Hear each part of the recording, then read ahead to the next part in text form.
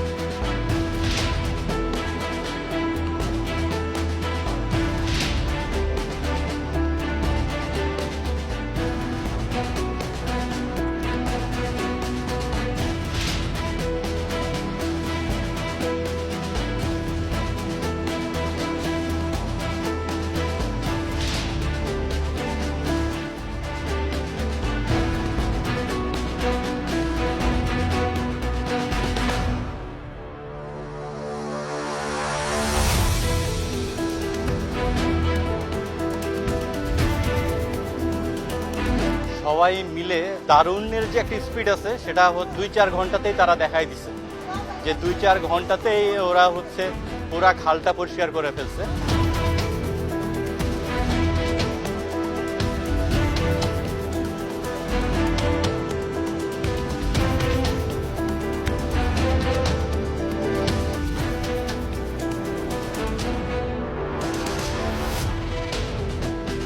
তারা আমার আহ্বানে সকলে আজকে প্রায় 1200 অধিক বিডি ক্লিনের সদস্যরা আজকে নেমেছে এই প্যারিস খালটাকে পরিষ্কার করার জন্য।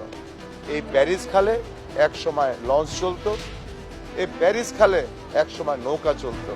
এখন নৌকাও চলে না, লঞ্চও চলে না, এটি একটি ভাগাড়ে, ময়লার ভাগাড়ে পরিণত হয়েছে।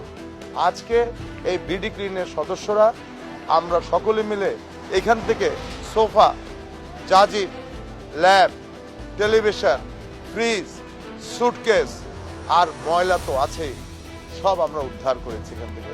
এবং উদ্ধার কার্যক্রমের জন্য আমি বিডি ক্লিনকে ধন্যবাদ জানাই।